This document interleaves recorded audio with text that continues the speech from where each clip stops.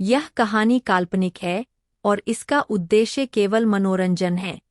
वास्तविक व्यक्तियों, जीवित या मृत, या वास्तविक घटनाओं से कोई भी समानता पूरी तरह से संयोग है। इस कहानी में व्यक्त किए गए विचार और राय जरूरी नहीं कि यहाँ उल्लिखित किसी भी व्यक्ति या संगठन के विचारों को प्रतिबिंबित करते हों।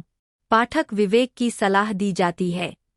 ईश्वरीय मार्गदर्शन, पिता, शिक्षक और गुरु के रूप में ईश्वर की भूमिकाएं।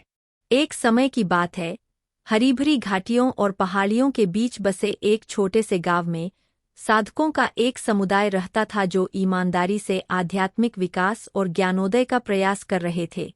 उनमें से 3 व्यक्ति थे जिन्होंने दूसरों की आध्यात्मिक यात्रा का मार्गदर्शन और पोषण करने में महत्वपूर्ण भूमिका निभाई। पिता, शिक्षक और गुरु के रूप में भगवान।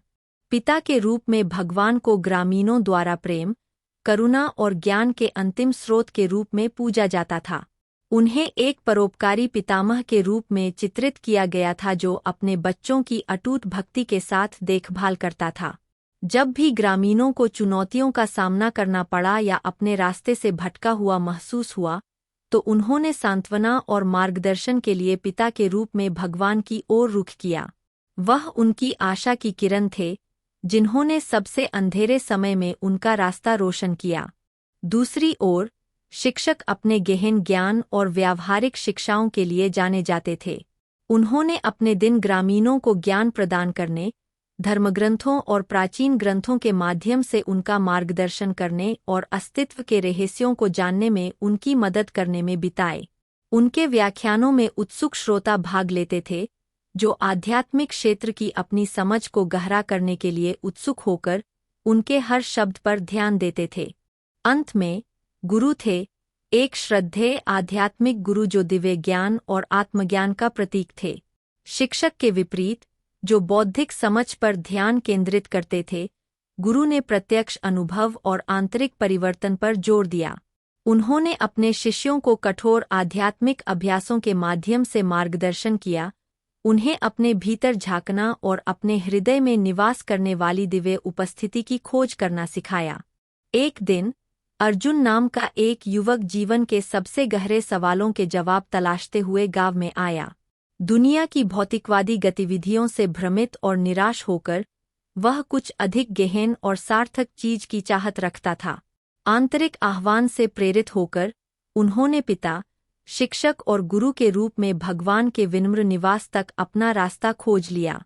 पिता के रूप में भगवान की प्रेमपूर्ण दृष्टि के तहत अर्जुन को आराम और आश्वासन मिला।